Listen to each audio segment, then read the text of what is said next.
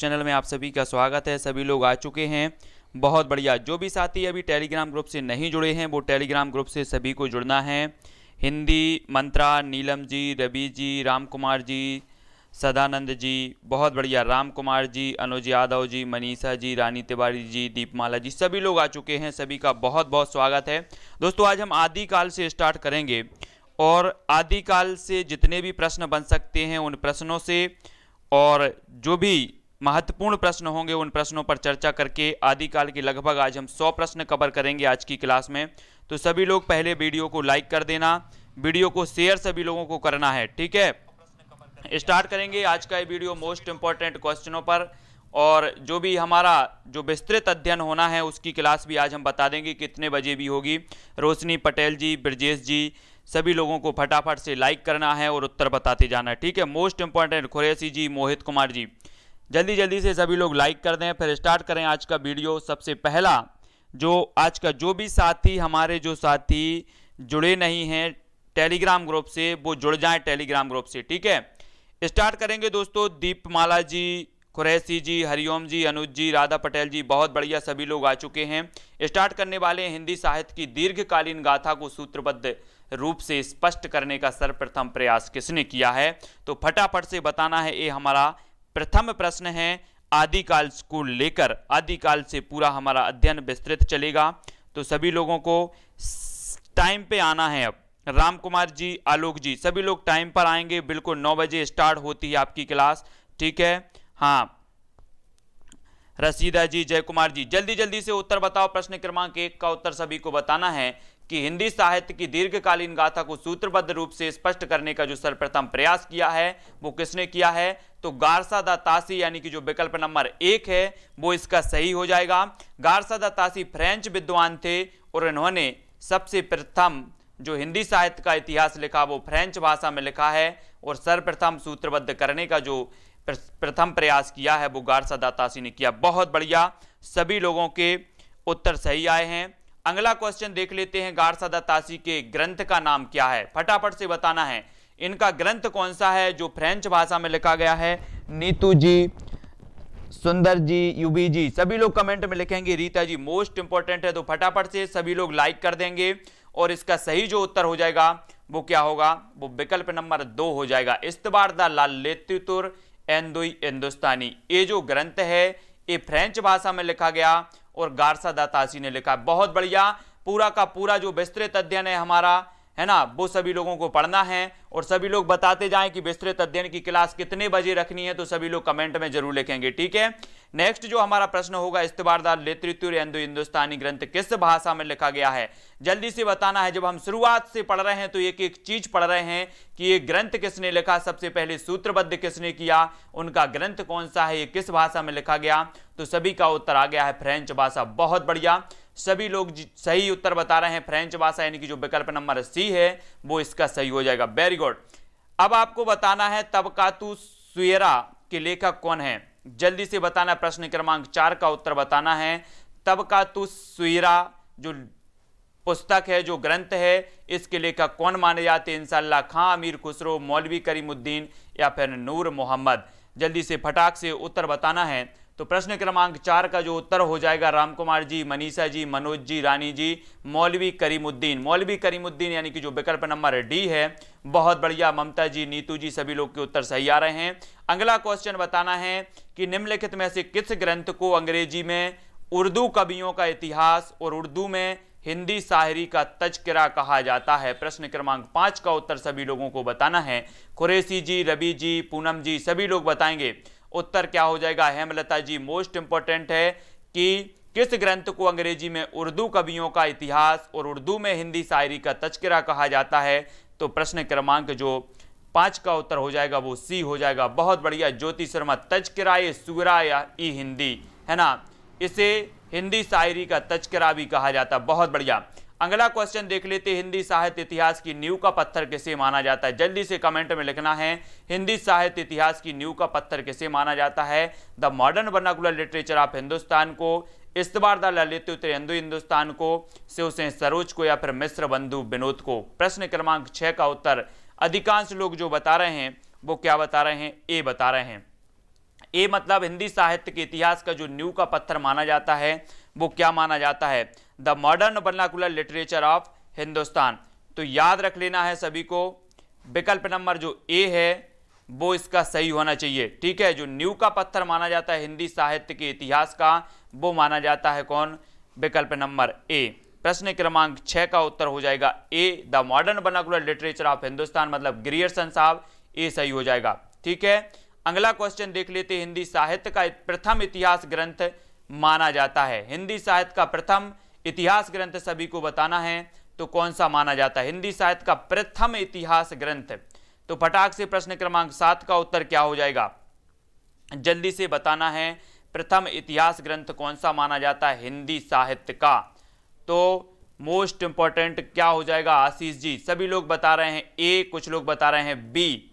उत्तर क्या हो जाएगा? हिंदी साहित्य का प्रथम जो इतिहास ग्रंथ माना जाता है वो माना जाता है the modern vernacular literature of Hindustan, यानी कि जो विकल्प नंबर बी है वो इसका सही हो जाएगा। ठीक है, हाँ, हिंदी साहित्य का प्रथम इतिहास ग्रंथ माना जाता है जो मतलब पूर्ण रूप से जिसमें काल विभाजन का प्रयोग किया गया और जो सक्षम रहा है ना, जो इस्तबारदा लेत्रुत्तर है, इसे हिंदी साहित्य का प्रथम इतिहास ग्रंथ तो माना जाता है, लेकिन पूर्ण रूप से जो माना जाता है जिसमें काल विभाजन का प्रयास किया गया वो the modern vernacular literature of Hindustan माना जाता है। ठीक है, तो सभी लोगों को याद रख लेना है। अगला क्वेश्चन देख लेते हैं, हिंदी कवियों का प्रथम वृत्त संग्रह कौन है? वृत्त संग्रह आपको बताना है, प्रश्न क्रमांक 8 का उत्तर बताना है, तो जल्दी जल्दी से बताओ। हिंदी कवियों का प्रथम वृत्त संग्रह कौन है? सुंदर जी, रुचि जी, सविता जी, सभी लोग उत्तर बताएंगे। उत्तर क्या हो जाएगा? हिंदी कवियों का प्रथम वृत्त संग्रह कौन है? तो 8 का जो उत्तर हो जाएगा वो होगा विकल्प नंबर सी, शिवसेन सरोज। शिवसेन सरोज जो है ये उत्तर सही हो जाएगा, विकल्प नंबर सी इसका सही हो जाएगा। हिंदी कवियों का प्रथम वृत्त संग्रह माना जाता है शिवसेन सरोज, शिवसेन सेंगर का शिवसेन सरोज। ठीक है, तो याद रख लेना। आचार्य रामचंद्र शुक्ल ने प्रथम वृत्त संग्रह माना है किसे? शिवसेन सेंगर का शिवसेन सरोज को, तो याद रख लेना। नेक्स्ट है, हिंदी साहित्य इतिहास लेखन में सबसे पहले जो है काल विभाजन, प्रवृत्ति निरूपण और मूल्यांकन किसने किया है? प्रश्न क्रमांक 9 का उत्तर हमें बताना है, तो 9 का उत्तर क्या हो जाएगा? जल्दी बताओ। सबसे पहले काल विभाजन, प्रवृत्ति निरूपण और मूल्यांकन किसने किया है हिंदी साहित्य इतिहास लेखन में?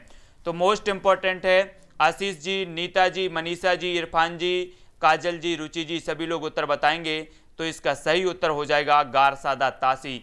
हमने पहले भी मैं बता चुका हूं आपको कि गारसादा तासी ने सर्वप्रथम काल विभाजन का प्रयोग किया गया, प्रवृत्ति निरूपण का किया, मूल्यांकन भी इसमें किया गया। ठीक है, तो विकल्प नंबर ए इसका सही हो जाएगा। ठीक है, काल विभाजन का जो ये नहीं मतलब ग्रियर्सन, डॉक्टर ग्रियर्सन, डी इसका सही हो जाएगा। किसने किया है? तो ग्रियर्सन ने कहा है। ठीक है, ग्रियर्सन, गारसादा तासी नहीं, ग्रियर्सन इसका सही होगा। Modern vernacular literature of Hindustan, ये सही हो जाएगा, डी वाला उत्तर सही होगा। देख लेना सभी लोग, डी इसका सही है। अगला क्वेश्चन देख लेते हैं। अगला जो हमारा प्रश्न है वो क्या हो जाएगा? वो है दोस्तों, एशियाटिक सोसाइटी ऑफ बंगाल की पत्रिका के विशेषांक के किस ग्रंथ का प्रकाशन हुआ था? जल्दी जल्दी से बताना है, हाँ फटाफट बताओ। प्रश्न क्रमांक 10 का उत्तर बताना है, 10 का सभी लोग बताएं। एशियाटिक सोसाइटी ऑफ बंगाल की पत्रिका के विशेषांक में किस ग्रंथ का प्रकाशन हुआ था? डॉक्टर ग्रियर्सन कृत modern vernacular literature of Hindustan का, आचार्य शुक्ल कृत हिंदी साहित्य का इतिहास, डॉक्टर गणपति चंद्र गुप्त हिंदी साहित्य इतिहास का वैज्ञानिक इतिहास, या डॉक्टर रामकुमार वर्मा कृत हिंदी साहित्य का आलोचनात्मक इतिहास? प्रश्न क्रमांक जो 10 का उत्तर हो जाएगा वो होगा modern vernacular literature of Hindustan, यानी कि जो विकल्प नंबर ए है वो अधिकांश लोगों ने सही बताया। आलोक जी, रानू जी, हेमलता जी, सभी लोग सही बता रहे हैं। नेक्स्ट प्रश्न है, the modern vernacular literature of Hindustan को हिंदी का प्रथम साहित्य इतिहास ग्रंथ किसने माना है? जल्दी से उत्तर बताना है। प्रश्न क्रमांक 11 का उत्तर बताना है, 11 का उत्तर क्या हो जाएगा? जल्दी जल्दी से बताओ। प्रथम साहित्य, हिंदी का प्रथम साहित्य इतिहास ग्रंथ किसने माना है? तो उत्तर क्या हो जाएगा 11 का? अधिकांश लोगों के उत्तर आ रहे हैं, कुछ लोग 3 बता रहे हैं, कुछ लोग ए बता रहे हैं, कुछ लोग डी बता रहे हैं, लेकिन इसका जो सही उत्तर हो जाएगा वो होगा डॉक्टर किशोरी लाल गुप्त किशोरीलाल गुप्त ने जो है modern vernacular literature of Hindustan को हिंदी का प्रथम साहित्य इतिहास ग्रंथ माना है। ये चीज आपको याद रखनी है, ठीक है, बहुत बढ़िया, किशोरीलाल गुप्त ने माना है। अगला क्वेश्चन देख लेते हैं, हिंदी साहित्य के इतिहास का प्रस्थान बिंदु किसे कहा जाता है? प्रश्न क्रमांक 12 का उत्तर सभी को बताना है। हिंदी साहित्य के इतिहास का प्रस्थान बिंदु किसे कहा जाता है? मोस्ट इंपॉर्टेंट क्वेश्चन है। तो जल्दी से निशा पटेल जी, हेमलता जी, सभी लोग कमेंट में लिखेंगे हिंदी साहित्य के इतिहास का प्रस्थान बिंदु कहा जाता है तो वो किसे कहा जाता है? इसका सही उत्तर होगा शिव सिंह सेंगर का, शिव सिंह सरोज, यानी कि जो विकल्प नंबर सी है वो इसका सही हो जाएगा, ठीक है। शिव सिंह सरोज को हिंदी साहित्य के इतिहास का प्रस्थान बिंदु कहा जाता है और शिव सिंह सरोज जो रचना है वो शिव सिंह सेंगर की है, ठीक है, बहुत बढ़िया। ओपी जी, मोहित कुमार जी, रवि जी, सभी लोगों के उत्तर सही आ रहे हैं। डॉक्टर ग्रियर्सन ने अपने साहित्य इतिहास ग्रंथ में सर्वाधिक सहायता किससे ली है? प्रश्न क्रमांक 13 का उत्तर हमें बताना है। इस्तबारदाला लित्युत्र हिंदुस्तानी से, मिस्र बंधु विनोद से, शिव सिंह सरोज से या तज़किरा ए सुहिरा ई हिंदी से? 13 का उत्तर सभी लोग बताएंगे। तो 13 का उत्तर क्या हो जाएगा? रीनू जी, नेहा जी, मनीषा जी, दीपमाला जी, हेमलता जी। प्रश्न क्रमांक जो 13 का उत्तर होगा वो होगा विकल्प नंबर सी, शिव सिंह सरोज से। शिव सिंह सरोज यानी कि जो विकल्प नंबर सी है वो इसका सही हो जाएगा, ठीक है। पीके द्विवेदी जी, रूप रानी जी, ममता जी, के सेना जी, है ना। Modern vernacular literature of Hindustan में वर्णित कवियों की संख्या कितनी है? जल्दी से बताएंगे। प्रश्न क्रमांक 14 का उत्तर बताना है।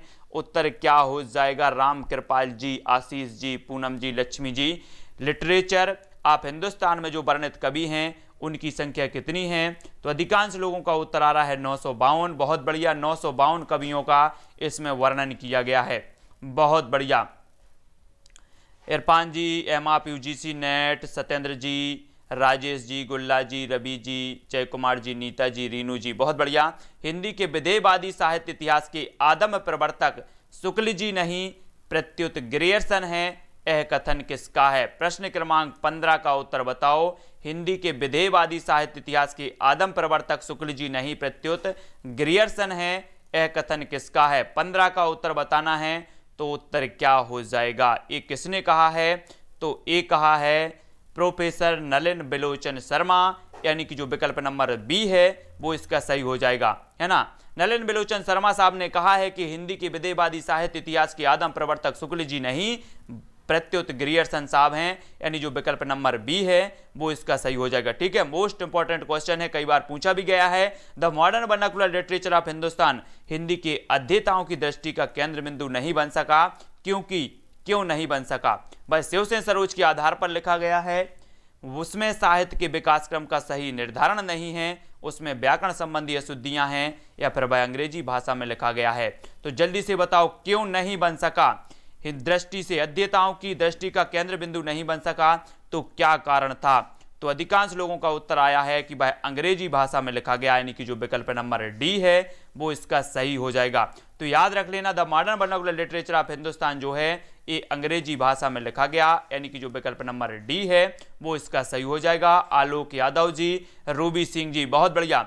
मिस्र बंधुओं में कौन सा नाम सम्मिलित नहीं है? प्रश्न क्रमांक 17 का उत्तर सभी को बताना है। श्याम बिहारी, गणेश बिहारी, सुखदेव बिहारी या फिर कृष्ण बिहारी? तो 17 का उत्तर सभी लोग बताएंगे। वीडियो कैसा लग रहा है जल्दी जल्दी से बताना। 9 बजे रात्रि में आपकी रोज क्लास होती है हिंदी साहित्य, और अब हमारा बिल्कुल पूर्ण रूपेण जो है हिंदी साहित्य का आदिकाल से लेकर पूरा अध्ययन होगा। तो कोई भी क्लास किसी को भी मिस नहीं करना है हिंदी साहित्य की, सभी लोगों को ध्यान रखना है। 9 बजे बिल्कुल भी आ जाएंगे, एक भी प्रश्न आपका नहीं छूटना चाहिए। इसका जो उत्तर होगा कृष्ण बिहारी, कृष्ण बिहारी सही हो जाएगा।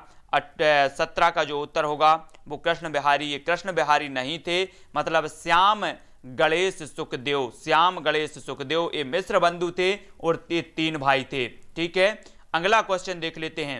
अगला जो क्वेश्चन है, जो भी नए साथी हैं हमारे वो चैनल को सब्सक्राइब कर लेना, ठीक है। और इसी तरह से हिंदी साहित्य का जो इतिहास है, हिंदी साहित्य की क्लास है वो निरंतर चलेगी और आप लोगों के लिए बहुत फायदेमंद होगी। जो भी पीजीटी एग्जाम कर रहे हैं, NET exam, TET exam, RPSC जिसकी भी तैयारी कर रहे हैं सभी के लिए बहुत ही इंपॉर्टेंट है। मिश्र बंधु विनोद में हिंदी साहित्य के इतिहास को कितने कालों में विभाजित किया गया है? जल्दी से प्रश्न क्रमांक 18 का उत्तर बताना है। मिश्र बंधु विनोद में हिंदी साहित्य के इतिहास को कितने कालों में विभाजित किया है? तो पहले भी हम सभी पढ़ चुके हैं कितने कालों में विभाजित किया गया है। प्रश्न क्रमांक 8 का उत्तर हो जाएगा 5 कालों में, यानी कि जो विकल्प नंबर 1 है वो इसका सही हो जाएगा। बहुत बढ़िया। अगला क्वेश्चन देख लेते हैं, हिंदी नवरत्न के लेखक कौन है? 19 का उत्तर सभी को बताना है। शिवसेन सेंगर, मिश्र बंधु, वियोगी हरि या फिर श्याम सुंदर दास। प्रश्न क्रमांक 19 का उत्तर जल्दी जल्दी से बताना है। ओपी जी, अंजुला जी, है ना, रईस जी, सपीक जी, मनोज जी, अर्जुन जी, सभी लोग बताएंगे उत्तर क्या हो जाएगा। उत्तर बताना है तो 19 का उत्तर होगा मिश्र बंधु। मिश्र बंधु यानी कि जो विकल्प नंबर बी है वो इसका सही हो जाएगा। मिश्र बंधु विनोद मिश्र बंधुओं की है हिंदी नवरत्न, है ना। अगला क्वेश्चन है, पादरी एफ.ई. केई द्वारा लिखा गया हिंदी साहित्य इतिहास ग्रंथ किस नाम से प्रकाशित हुआ था? प्रश्न क्रमांक 20 का उत्तर सभी को बताना है। एफ.ई. केई द्वारा लिखा गया हिंदी साहित्य का इतिहास ग्रंथ, तो ये 4 विकल्प हैं, आपको 4 विकल्प पढ़ करके उत्तर बताना है। तो इसका सही उत्तर हो जाएगा a history of Hindi literature, यानी कि जो विकल्प नंबर सी है वो इसका सही हो जाएगा। सभी लोगों को वीडियो को लाइक जरूर करना है, ठीक है। जितने भी हमारे साथी हैं सभी लोग लाइक करते जाएं। जो भी हमारे नए साथी हैं वो सब्सक्राइब कर लेना, बेल आइकन को भी दबाना है ताकि इन्फॉर्मेशन आप तक समय तक पहुंचे। लेकिन याद रख लेना है कि 9 बजे आपकी हिंदी की क्लास होगी ही। वियोगी हरि को ब्रज माधुरी सार के संपादन की प्रेरणा किससे मिली? 21 का उत्तर हमें बताना है। वियोगी हरि को ब्रज माधुरी सार के संपादन की प्रेरणा किससे मिली है? तो प्रश्न क्रमांक 21 का उत्तर हमें बताना है। तो 21 का जो उत्तर हो जाएगा प्रश्न क्रमांक पंडित राधा चरण गोस्वामी की, यानी जो विकल्प नंबर ए है वो इसका सही हो जाएगा। और इस पुस्तक के बारे में भी बता दूं कि उपकार की पुस्तक है दोस्तों, यूजीसी नेट की। जो भी खरीदना चाहते हैं उपकार की पुस्तक भी खरीद सकते हैं ताकि और भी अध्ययन आपका हो, और पढ़ करके जब आप टेस्ट लगाते हैं और आपका अध्ययन अच्छा होता है तो, है ना, बहुत बढ़िया तरीके से हो जाएगा। बहुत बढ़िया पुस्तक है। तो वियोगी हरि को ब्रज माधुरी सार के संपादन की प्रेरणा किससे मिली है? तो पंडित राधाचरण गोस्वामी से मिली है। विकल्प नंबर ए इसका सही होगा। अगला क्वेश्चन है, आचार्य रामचंद्र शुक्ल साहित्य इतिहास ग्रंथ हिंदी शब्द सागर की भूमिका के रूप में किस नाम से प्रकाशित हुआ था? मोस्ट आईएमपी क्वेश्चन है, ये पूछा भी गया है, तो जल्दी से बताना है। प्रश्न क्रमांक 22 का उत्तर सभी लोग बताएंगे। आचार्य शुक्ल का हिंदी साहित्य का जो इतिहास ग्रंथ है ये हिंदी शब्द सागर की भूमिका के रूप में किस नाम से प्रकाशित हुआ था? तो इसका उत्तर क्या हो जाएगा? 22 का उत्तर अधिकांश लोग बता रहे हैं। इसका सही उत्तर होगा विकल्प नंबर बी, हिंदी साहित्य का विकास। हिंदी साहित्य का विकास जो 1929 में प्रकाशित हुआ था। याद रख लेना अभी से, 1929 में जो प्रकाशित हुआ था वो हिंदी साहित्य के विकास के नाम से प्रकाशित हुआ था, जो हिंदी शब्द सागर की भूमिका में प्रकाशित किया गया। और जो 1940 में प्रकाशित हुआ वो हिंदी साहित्य का इतिहास प्रकाशित हुआ था। तो सभी को याद रख लेना है ये दोनों चीजें। आचार्य रामचंद्र शुक्ल कृत हिंदी साहित्य का इतिहास का प्रकाशन वर्ष क्या है? तो जल्दी से कमेंट में लिखना है उत्तर क्या हो जाएगा, फटाफट बताना है, जल्दी बताओ। सत्येंद्र सिंह जी उपकार की बहुत बढ़िया पुस्तक है, खरीद लेना जिसको भी खरीदना है। प्रश्न क्रमांक 23 का उत्तर जो हो जाएगा 1929 इसका सही होगा, ठीक है। यानी कि जो विकल्प नंबर डी है वो इसका सही होगा। शब्द सागर की भूमिका के रूप में ये प्रकाशन इसका हुआ था। हिंदी साहित्य का सर्वाधिक व्यवस्थित और लोकप्रिय इतिहास ग्रंथ कौन सा है? तो जल्दी से लिखो। हम पढ़ते हैं हिंदी साहित्य का आलोचनात्मक इतिहास राम कुमार वर्मा का 2 भागों में ही प्रकाशित हो पाया। हिंदी साहित्य का इतिहास रामचंद्र शुक्ल जी का है। हिंदी भाषा और साहित्य का विकास जो हरिऔध। हिंदी साहित्य का आधा इतिहास सुमन राजे। इनमें से बताना है कि सर्वाधिक व्यवस्थित और लोकप्रिय जो इतिहास था वो कौन सा था? तो 24 का जो उत्तर हो जाएगा वो क्या होगा? इसका सही उत्तर होगा विकल्प नंबर बी, हिंदी साहित्य का इतिहास आचार्य रामचंद्र शुक्ल जी का। बहुत बढ़िया। आरती सिंह जी, ज्ञान दत्त जी, आलोक जी, सुमित जी, काजल जी, रीता जी, सभी लोगों के उत्तर सही आ रहे हैं। हिंदी साहित्य इतिहास लेखन में आचार्य शुक्ल का प्रथम क्रांतिकारी कदम क्या था? जल्दी बताओ। 25 का उत्तर हमें बताना है कि आचार्य रामचंद्र शुक्ल का क्रांतिकारी कवि क्या था, क्रांतिकारी जो कदम था वो क्या था? अपभ्रंश साहित्य को हिंदी साहित्य से अलग मानकर उसे पूर्व पीठिका के रूप में प्रस्तुत करना, प्रवृत्ति विशेष के अनुरूप नामकरण का प्रयास, आदिकाल को वीरगाथा काल नाम देना या ग्रंथों की प्रसिद्धि को महत्व देना। तो क्रांतिकारी कदम क्या था सभी को बताना है, 25 का उत्तर बताना है। तो उत्तर होगा विकल्प नंबर ए, अपभ्रंश साहित्य को हिंदी साहित्य से अलग मानकर उसे पूर्व पीठिका के रूप में प्रस्तुत करना। ठीक है, आज से जो भी आज की क्लास अटेंड किए हैं वो एक भी क्लास मिस नहीं करेंगे आगे वाली, तभी आपका हिंदी साहित्य पूरा कंप्लीट होगा। और हिंदी साहित्य में कंप्लीट होने के बाद आप भी कहेंगे कि सर अब कॉन्फिडेंस आ गया है हिंदी साहित्य में। आचार्य रामचंद्र शुक्ल के अनुसार किसकी रचनाएं साहित्य कोटि की नहीं है? तो ये 4 विकल्प हैं, बताना है कौन सी रचनाकार की जो है साहित्य कोटि की रचनाएं नहीं मानी जाती हैं। तो उत्तर क्या हो जाएगा, फटाफट बताना है, 26 का उत्तर बताना है। तो उत्तर हो जाएगा सिद्धों और योगियों की जो रचनाएं हैं वो शुक्ल के अनुसार साहित्य कोटि की नहीं मानी जाती हैं। और सिद्धों के बारे में हमेशा पढ़ते हैं कि इन्होंने संधा भाषा शैली में अपनी रचनाएं लिखी हैं। सिद्धों की जो संख्या मानी जाती है वो 84 मानी जाती है, और सिद्ध जो साहित्य के प्रमुख माने जाते हैं वो सरहपा माने जाते हैं। ठीक है, अगला क्वेश्चन देख लेते हैं। अगला जो हमारा प्रश्न है वो कौन सा है? वो है दोस्तों हिंदी साहित्य इतिहास का प्रमुख ग्रंथ जो अभी तक अधूरा है। जल्दी बताओ वो ग्रंथ कौन सा है? हिंदी साहित्य का आधा इतिहास सुमन राजे, हिंदी साहित्य का दूसरा इतिहास बच्चन सिंह, हिंदी साहित्य का जो है इतिहास प्रोफेसर वासुदेव सिंह समीक्षात्मक, और हिंदी साहित्य का जो है इतिहास आलोचनात्मक इतिहास डॉक्टर राम कुमार वर्मा। तो कौन सा है जो अभी तक अधूरा है? 27 का उत्तर बताना है। तो इसका सही उत्तर होगा डी मतलब जो है वो सही हो जाएगा। कौन सा हो जाएगा? डी वाला इसका सही हो जाएगा। सभी लोगों को बताना है डॉक्टर राम कुमार वर्मा का आलोचनात्मक इतिहास है, ये इसका सही हो जाएगा। ये अभी तक अधूरा है, ये केवल 2 भागों में है प्रकाशित है, आदिकाल और भक्तिकाल ही इसका जो है प्रकाशन हुआ है, उसके बाद ये अधूरा ही माना गया है। तो ये सही हो जाएगा राम कुमार वर्मा का आलोचनात्मक इतिहास। अगला क्वेश्चन है हिंदी साहित्य के इतिहास को आलोचनात्मक ढंग से समझाने का श्रेय किसे है? प्रश्न क्रमांक 28 का उत्तर सभी लोगों को बताना है। क्या हो जाएगा? तो फटाफट बताओ, उत्तर बताना है। तो इसका सही उत्तर होगा विकल्प नंबर क्या हो जाएगा? जल्दी जल्दी से कमेंट में लिखो। हिंदी साहित्य के इतिहास को आलोचनात्मक ढंग से समझाने का जो श्रेय है वो होगा पद्मलाल पुन्नालाल बख्शी, यानी कि जो विकल्प नंबर 1 है वो इसका सही हो जाएगा। ठीक है, बहुत बढ़िया, सभी लोगों के उत्तर आ रहे हैं। पद्मलाल पुन्नालाल बख्शी, आलोचनात्मक ढंग से समझाने का श्रेय इन्हीं को है। अगला क्वेश्चन देख लेते हैं। हिंदी साहित्य इतिहास की रूपरेखा से युक्त हिंदी के मुसलमान कवि नामक पुस्तक के लेखक कौन है? प्रश्न क्रमांक 29 का उत्तर बताना है। तो 29 का उत्तर क्या हो जाएगा? हिंदी के मुसलमान कवि नामक जो पुस्तक है वो इसके लेखक कौन है? प्रश्न क्रमांक 29 का अधिकांश लोगों का आ रहा है गंगा प्रसाद सिंह। बहुत बढ़िया, विकल्प नंबर सी इसका सही हो जाएगा, गंगा प्रसाद सिंह इसका सही है।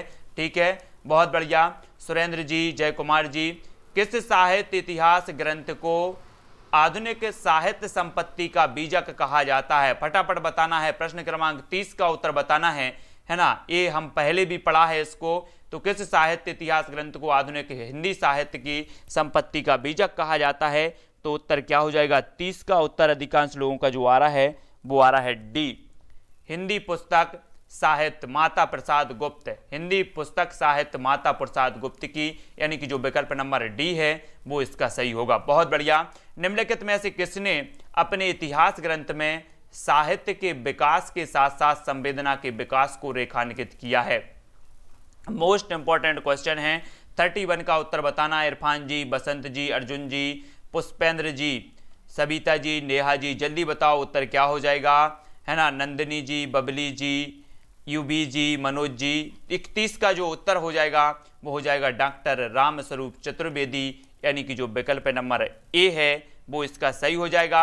आपसे पूछा जाता है कि हिंदी साहित्य का विकास के साथ साथ जो है संवेदना भी प्रकट की है, तो रामस्वरूप चतुर्वेदी ने प्रकट की है। नीतू सोलंकी जी, ममता जी, केएम जी, बहुत बढ़िया। हिंदी साहित्य के इतिहास में काल विभाजन का सर्वप्रथम प्रयास किसने किया है? फिर आपका लेवल का क्वेश्चन है, आपके अनुसार है, कुछ सरल भी पूछ लेते हैं आप लोगों से, है ना? तो हिंदी साहित्य के इतिहास में काल विभाजन को सर्वप्रथम प्रयास जो किया है वो किसने किया है? उत्तर अधिकांश लोग बता रहे हैं बी, कुछ लोग ए बता रहे हैं। नरोत्तम जी ये क्यों बता रहे हैं? इसका सही उत्तर होगा ग्रियर्सन साहब ने किया है सर्वप्रथम काल विभाजन का प्रयोग, है ना। तो 32 का जो हो जाएगा वो बी होगा। ठीक है, अगला क्वेश्चन है, डॉक्टर ग्रियर्सन ने अपने साहित्य इतिहास ग्रंथ में आरंभिक काल को कौन सा नाम दिया है? ग्रियर्सन साहब ने, तो फटाफट बताना है आरंभिक काल को जो नाम दिया है वो क्या नाम दिया है ग्रियर्सन ने? तो अधिकांश लोगों के उत्तर आ रहे हैं सी, बहुत बढ़िया, चारण काल इसका सही हो जाएगा।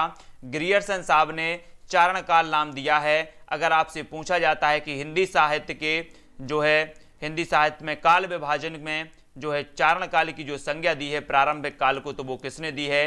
तो ग्रियर्सन साहब ने दी है, याद रख लेना। ठीक है, हाँ, और राम कुमार वर्मा ने जी भी चारण काल कहा है, ये चीज भी देख लेना। अगला क्वेश्चन है, जॉर्ज ग्रियर्सन ने हिंदी साहित्य का आरंभ कब से माना है?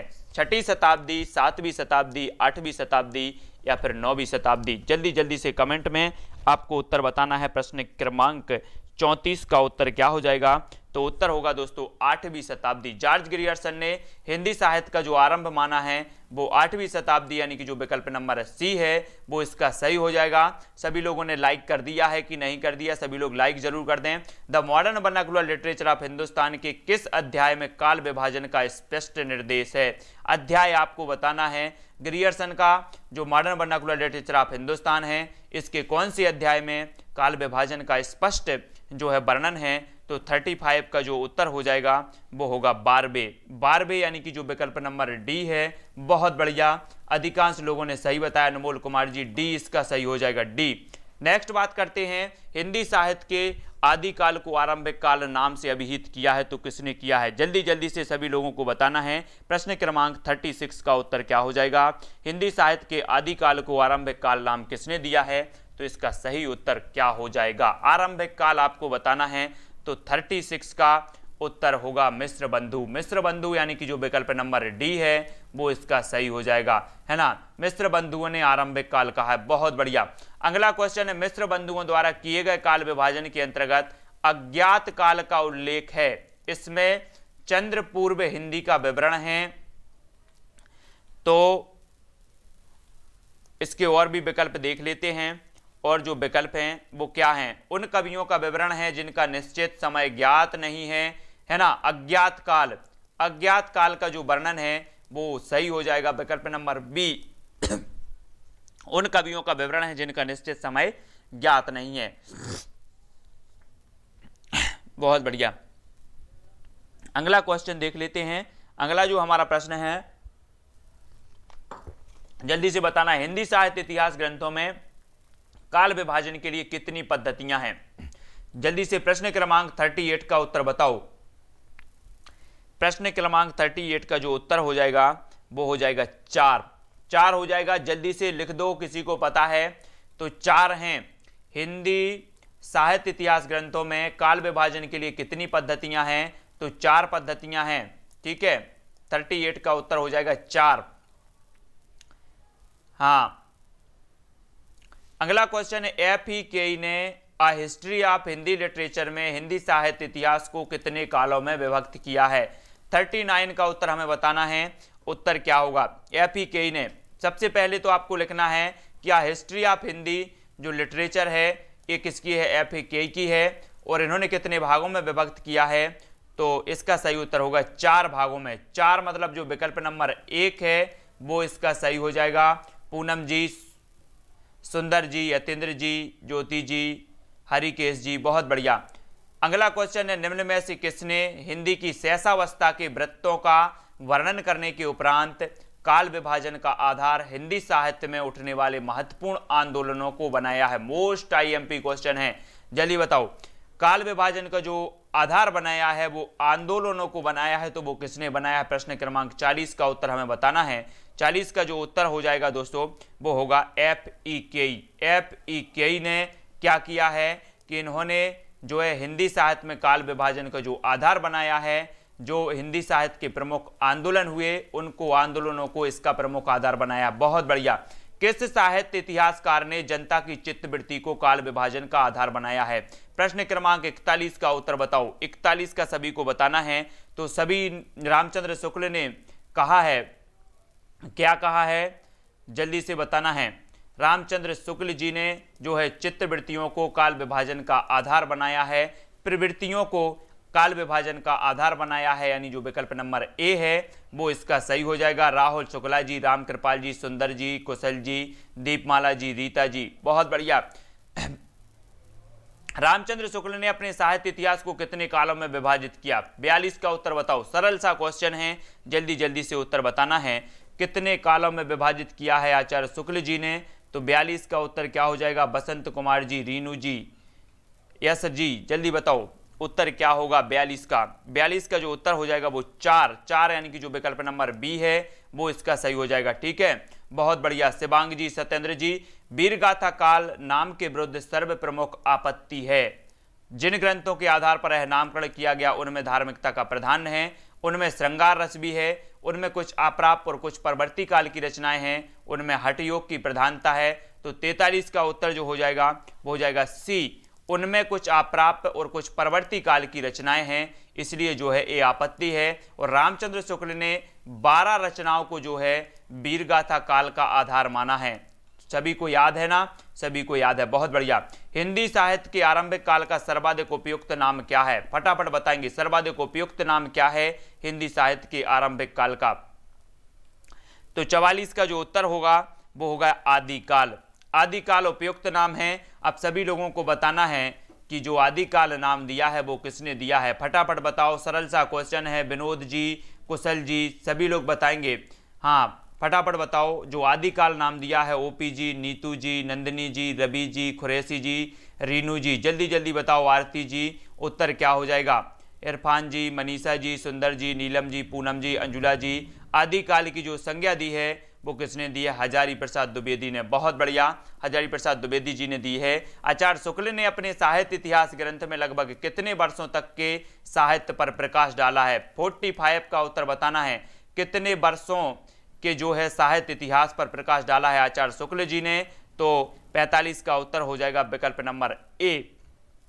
ठीक है, 950 वर्षों, यानी कि जो विकल्प नंबर ए है वो इसका सही होगा। 950 वर्षों, 45 का ए सही हो जाएगा। ठीक है, हाँ, 45 का 950 वर्षों के इतिहास पर प्रकाश डाला है, तो सभी लोगों को याद रख लेना है। 950 वर्ष इसका सही होगा। निम्नलिखित में से किसके साहित्य इतिहास ग्रंथ में आदिकाल के लिए चारण काल शब्द का प्रयोग नहीं हुआ है?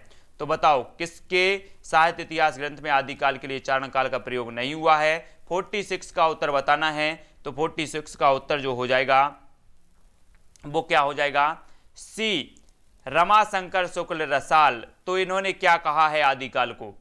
रमाशंकर शुक्ल रसाल के साहित्य इतिहास में चारण काल का प्रयोग नहीं हुआ है। तो रमाशंकर शुक्ल रसाल ने हिंदी साहित्य के प्रारंभिक काल को क्या नाम दिया है? ये चीज भी जल्दी से कमेंट में लिखना है, फटाफट लिखो। रमाशंकर शुक्ल रसाल ने हिंदी साहित्य के प्रारंभिक काल को जो नाम दिया है वो क्या नाम दिया है? उत्तर क्या हो जाएगा? अधिकांश लोग बता रहे हैं जयकाल। बहुत बढ़िया, दीपमाला जी, इन्होंने कहा है जयकाल। रमाशंकर शुक्ल रसाल ने आदिकाल को नाम दिया है जयकाल, याद रख लेना। ठीक है, हिंदी के आदिकाल को सिद्ध सामंत युग किसने कहा है? 47 का उत्तर बताना है। हिंदी के आदिकाल को सिद्ध सामंत युग जो कहा है वो किसने कहा है? तो सभी लोग बताएंगे सिद्ध सामंत युग किसने कहा है हिंदी साहित्य के आदिकाल को? जल्दी से कमेंट में लिखो, उत्तर क्या हो जाएगा? हिंदी साहित्य के आदिकाल को सिद्ध सामंत युग की जो संज्ञा दी है वो किसने दी है? तो बीज बपन काल तो महावीर प्रसाद द्विवेदी ने कहा है, लेकिन सिद्ध सामंत काल किसने कहा है? जल्दी से जल्दी फटाफट से उत्तर बताना। हिंदी साहित्य के प्रारंभिक काल को सिद्ध सामंत काल किसने कहा है? तो राहुल सांकृत्यायन ने कहा है। बहुत बढ़िया, सभी लोगों के उत्तर सही आए हैं। अगला हमारा प्रश्न क्या होगा? अगला प्रश्न है आदिकाल का विशद विश्लेषण करने का श्रेय है तो किसे है? 48 का उत्तर हमें बताना है ना? ज्योति जी, हरिकेश जी, रूप जी, राहुल जी, नीलम जी, राम कुमार जी, नंदिनी जी, रिंकू जी, जल्दी बताओ। उत्तर क्या होगा 48 का। आदिकाल का विशद विश्लेषण जो करने का श्रेय है वो किसको जाता है, तो 48 का जो उत्तर हो जाएगा दोस्तों वो हो जाएगा पंडित हजारी प्रसाद द्विवेदी को जाता है। इन्होंने विशद विश्लेषण किया है और हिंदी साहित्य का आदिकाल, हिंदी साहित्य की भूमिका, ये इनके प्रसिद्ध ग्रंथ माने जाते हैं। रीता त्रिवेदी जी, नेहा जी, बहुत बढ़िया उत्तर बता रहे हैं आप लोग, है ना। सभी लोग लाइक कर देना। आदिकाल की जो सीमा अवधि मानी जाती है वो क्या मानी जाती है, 49 का उत्तर सभी लोगों को बताना है। आदिकाल की जो सीमा अवधि मानी जाती है वो कौन सी है, 6ठी, 7वीं, 8वीं या फिर 11वीं। तो प्रश्न क्रमांक 49 का उत्तर जो हो जाएगा 11वीं शताब्दी से 14वीं शताब्दी। विकल्पानुसार उत्तर हमें बताना है, तो विकल्पानुसार जो उत्तर हो जाएगा वो 11वीं शताब्दी से 14वीं शताब्दी ये अवधि मानी जाती है। ठीक है। हाँ, अगला क्वेश्चन है, हिंदी साहित्य के आदिकाल को अपभ्रंश काल किसने कहा है। हिंदी साहित्य के अपभ्रंश काल को जो कहा है, आदिकाल को अपभ्रंश काल किसने कहा है, फटाक से उत्तर बताना है। उत्तर क्या हो जाएगा, प्रश्न क्रमांक 50 का उत्तर बताना है। तो उत्तर जो हो जाएगा अपभ्रंश काल किसने कहा है, चंद्रधर शर्मा गुलेरी साहब ने या फिर महावीर प्रसाद द्विवेदी जी ने। तो उत्तर होगा चंद्रधर शर्मा गुलेरी। सभी लोगों के उत्तर सही आए हैं। इन्होंने हिंदी साहित्य के इतिहास को, हिंदी साहित्य के आदिकाल को अपभ्रंश काल नाम दिया है। बहुत बढ़िया। अगला क्वेश्चन है, आदिकाल को बीज वपन काल किसने नाम दिया है। सभी लोग अभी बता रहे थे बीज वपन सर बीज वपन कर रहे थे सभी लोग। अब बताओ जल्दी, बीज वपन काल किसने कहा है, फटाफट बताएंगे जल्दी से, किसी का कमेंट नहीं रुकना चाहिए, सभी लोग बताएंगे हिंदी साहित्य के आदिकाल को बीज वपन काल किसने कहा है। हनुमान राम जी जल्दी बताओ, नीलम जी, दीपमाला जी, सचिन जी, जल्दी बताना है उत्तर क्या हो जाएगा। हिंदी साहित्य के आदिकाल को बीज वपन काल की संज्ञा दी है, किसने दी है, रवि जी, खुरेसी जी, कहाँ चले गए, जल्दी कमेंट में लिखना है। तो महादेवी वर्मा, यानी कि जो विकल्प नंबर बी है वो इसका सही हो जाएगा। ठीक है। आदिकालीन साहित्य का प्रमुख रस है, आदिकालीन साहित्य का प्रमुख रस कौन सा है, रीनू जी, मोनिका जी, सभी लोग बताएंगे आदिकालीन साहित्य का प्रमुख रस कौन सा माना जाता है, शांत रस, वीर रस, करुण रस या फिर हास रस। 52 का उत्तर क्या हो जाएगा, तो 52 का जो उत्तर हो जाएगा वो हो जाएगा शांत रस। शांत रस सही है कि नहीं, शांत सही नहीं है।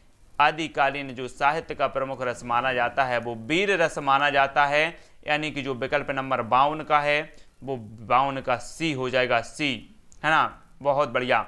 अगला क्वेश्चन देख लेते हैं, आचार्य रामचंद्र शुक्ल ने आदिकाल के तृतीय प्रकरण में किसका विवेचन किया है। तृतीय प्रकरण में आपको बताना है किसका विवेचन किया है। 53 का उत्तर सभी को बताना है। आदिकाल के तृतीय प्रकरण में किसका विवेचन हुआ है। 53 का, भक्ति काव्य का, वीरगाथा काव्य का, रीति काव्य का या फिर आधुनिक काव्य का। तो इसका जो सही उत्तर होगा वो होगा वीरगाथा काव्य। वीरगाथा काव्य यानी कि जो विकल्प नंबर सी है 53 का सी हो जाएगा, वीरगाथा काव्य इसका सही होगा। ठीक है, बहुत बढ़िया। अगला क्वेश्चन देख लेते हैं, पंडित हजारी प्रसाद द्विवेदी ने भक्ति साहित्य से वास्तविक हिंदी साहित्य का आरंभ माना है, क्योंकि भक्ति साहित्य से वास्तविक हिंदी साहित्य का आरंभ माना हजारी प्रसाद द्विवेदी ने। क्यों माना है, क्योंकि आदिकाल से लेकर भक्ति काल तक की रचनाएं पुरानी हिंदी में मिलती हैं। आदिकालीन हिंदी उलटवासी शैली के कारण ध्रुव है। पुरानी हिंदी में ब्राह्मणों के कर्मकांड एवं वर्णाश्रम व्यवस्था पर तीव्र प्रहार किया गया। यह अपभ्रंशाभास हिंदी भक्ति काल तक आते आते काव्य भाषा के रूप में प्रस्थापित हो जाती है और हिंदी का स्वरूप स्पष्ट हो जाता है। प्रश्न क्रमांक 54 का उत्तर हमें बताना है। 54 का जो उत्तर हो जाएगा विकल्प नंबर डी इसका सही हो जाएगा। अपभ्रंशाभास हिंदी भक्ति काल तक आते आते जो है काव्य भाषा के रूप में स्थापित हो जाती है और हिंदी का स्वरूप जो है स्पष्ट हो जाता है। इसलिए हजारी प्रसाद द्विवेदी ने भक्ति साहित्य से वास्तविक हिंदी साहित्य का आरंभ इन्होंने माना है। आपसे पूछा जाएगा तो आपको उत्तर लगाना है डी। अगला क्वेश्चन, हिंदी का सबसे प्राचीन छंद कौन सा है, फटाफट बताना है। उत्तर क्या हो जाएगा, जयप्रकाश जी, कुशल जी, ममता जी, जल्दी बताओ, मिश्री लाल जी, गहलोत, सुरेंद्र जी। उत्तर क्या होगा, आदिकालीन साहित्य के संबंध में कौन सा कथन सत्य है। तो उत्तर फटाफट से 56 का जो उत्तर हो जाएगा वो हो जाएगा सी, आदिकालीन साहित्य का अपभ्रंशाभास हिंदी में है, ये जो है कथन सत्य माना जाएगा। विकल्प नंबर सी इसका सही हो जाएगा। आदिकालीन साहित्य अपभ्रंशाभास हिंदी में है, सी इसका सही होगा। ठीक है, मोस्ट इंपॉर्टेंट है, सी सही होगा। अगला क्वेश्चन है, अपभ्रंश को पुरानी हिंदी मानते हुए हिंदी साहित्य का आरंभ 7वीं 8वीं शताब्दी से किसने माना है? 57 का मोस्ट इंपॉर्टेंट क्वेश्चन है। तो 57 का उत्तर क्या हो जाएगा? अपभ्रंश को पुरानी हिंदी मानते हुए, ये क्वेश्चन कई बार पूछा गया, अपभ्रंश को पुरानी हिंदी किसने माना है? तो अपभ्रंश को पुरानी हिंदी मानते हुए हिंदी साहित्य का आरंभ 7वीं 8वीं शताब्दी से किसने माना है? तो इसका सही उत्तर क्या होगा? सही उत्तर बताना है तो जल्दी बताओ। 57 का उत्तर बताना है तो उत्तर इसका सही होगा 57 का उत्तर हो जाएगा, क्या हो जाएगा? चंद्रधर शर्मा गुलेरी। चंद्रधर शर्मा गुलेरी ने जो माना है वो इसे पुरानी हिंदी माना है, और साहित्यक पुरानी हिंदी जो माना है अपभ्रंश को साहित्यक पुरानी, अगर इसके अंदर आगे साहित्यक पुरानी हिंदी लग जाता है तो उत्तर हो जाता है रामचंद्र शुक्ल, है ना। और अकेला पुरानी हिंदी लगता है तो क्या हो जाता है? चंद्रधर शर्मा गुलेरी। यहाँ पर जो है उत्तर बहुत क्लियर हो जाता है। 55 का उत्तर मैंने बताया है। अच्छा, हिंदी का सबसे प्राचीन छंद दोहा है। दोहा विकल्प नंबर ए इसका सही हो जाएगा। हिंदी का प्राचीन छंद जो है वो दोहा माना जाता है, ठीक है, याद रख लेना, हिंदी का प्राचीन छंद दोहा माना जाता है। अगला क्वेश्चन देख लेते हैं। अगला क्वेश्चन है, आचार्य रामचंद्र शुक्ल ने आदिकालीन कृतियों पर विचार करते हुए कितने ग्रंथों को प्रमाणिक माना है? प्रश्न क्रमांक 58 का उत्तर बताना है। कुरैशी जी, रीता जी, दीपमाला जी, कमलापति जी, सभी लोग उत्तर बताएंगे। रवि जी, मिश्री लाल जी, उत्तर क्या होगा? आचार्य शुक्ल ने आदिकालीन कृतियों पर विचार करते हुए कितने ग्रंथों को प्रमाणित माना है? तो शुक्ल जी ने माना है। महेंद्र जी, इन्होंने उत्तर बताया है 12। बहुत बढ़िया, हाँ, उत्तर होगा 12, यानी कि 58 का जो उत्तर हो जाएगा वो क्या होगा? 12 जो है ग्रंथों पर इन्होंने माना है प्रमाणिक। डी उत्तर सही होगा। अगला क्वेश्चन, रामचंद्र शुक्ल ने आरंभिक काल के जिन 12 ग्रंथों को प्रमाणिक माना है उनमें से किन ग्रंथों का मूल रूप सुरक्षित नहीं है? 59 का उत्तर बताओ। 59 का उत्तर सभी को बताना है। देखो, सबसे पहले तो हमने पढ़ा कि आचार्य रामचंद्र शुक्ल ने जो आरंभिक काल को जो प्रमाणिक ग्रंथ माने हैं वो 12 ग्रंथ माने हैं। अब 12 ग्रंथों में कौन से ऐसे ग्रंथ हैं जिनका मूल रूप सुरक्षित नहीं है, वो उत्तर हमें यहाँ पर बताना है। तो उत्तर क्या हो जाएगा? 59 का उत्तर जो होगा वो सभी लोग बताएंगे। 59 का उत्तर हो जाएगा ए, परमाल रासो और पृथ्वीराज रासो। पृथ्वीराज रासो और परमाल रासो, इनकी जो है मूल रूप सुरक्षित नहीं है। तो विकल्प नंबर जो 1 है वो इसका सही हो जाएगा। अधिकांश लोगों ने उत्तर सही बताया है, ठीक है, हाँ। तो याद रख लेना है 59 का उत्तर क्या हो जाएगा? परमाल रासो और पृथ्वीराज रासो, ये इसका सही होगा। अगला क्वेश्चन है, आदिकालीन कृतियां जो नोटिस मात्र हैं। आदिकालीन कृतियां जो नोटिस मात्र हैं, 60 का उत्तर बताना है। नोटिस मात्र कौन सी कृतियां हैं? सभी लोग बताएंगे। सत्येंद्र जी, रूप जी, रूपरानी जी, नेहा जी, मोनिका जी, रीता जी, काजल जी, सभी लोग उत्तर। संतोष जी, सविता जी, आदिकालीन कृतियां जो नोटिस मात्र हैं वो कौन सी हैं? 60 का उत्तर बताना है। एक क्वेश्चन पूछा गया है, जयमयंक जसचंद्रिका ये मधुकर कवि की है, कीर्ति पताका ये विद्यापति जी की है, और ये जो रचनाएं हैं वो नोटिस मात्र मानी जाती हैं, यानी जो विकल्प नंबर बी है वो इसका सही होगा, ठीक है, बी सही हो जाएगा। रिंकू जी, शिवांग जी, लक्ष्मी जी, हनुमाना जी, जय जी, नीतू जी, बहुत बढ़िया। राहुल जी, आचार्य रामचंद्र शुक्ल ने आदिकाल के द्वितीय प्रकरण को कहा है। क्या कहा है? द्वितीय प्रकरण को यहाँ पर बताना है। 61 का जो उत्तर हो जाएगा वो क्या हो जाएगा? द्वितीय प्रकरण को आचार्य रामचंद्र शुक्ल ने जो कहा है वो अपभ्रंश काव्य कहा, यानी कि जो विकल्प नंबर सी है वो इसका सही हो जाएगा, है ना। रामचंद्र शुक्ल ने आदिकाल के द्वितीय प्रकरण को अपभ्रंश काव्य कहा है, सी इसका सही होगा, मोस्ट इंपॉर्टेंट है, ठीक है, तो याद रख लेना है, सी इसका सही होगा। अगला है, हिंदी साहित्य के इतिहास में दोहरे नामकरण की प्रवृत्ति किसने आरंभ की? प्रश्न क्रमांक 62 का उत्तर बताना है। दोहरे नामकरण की जो प्रवृत्ति है वो किसने आरंभ की है? तो उत्तर बताना है, फटाफट बताओ। प्रश्न को समझना है, पहले जो भी कमेंट में लिख रहे हैं उनको प्रश्न को समझना है। नोटिस मात्र जो हैं, कुरैशी जी बोल रहे हैं कि जो नोटिस मात्र हैं मतलब इनका नाम बस चल रहा है, इनका कोई कुछ भी उपलब्ध नहीं है। कीर्ति जो यहाँ पर बताया है कि जो चाहे कीर्ति पताका हो या जयमयंक जसचंद्रिका हो, ये नोटिस मात्र हैं, है ना।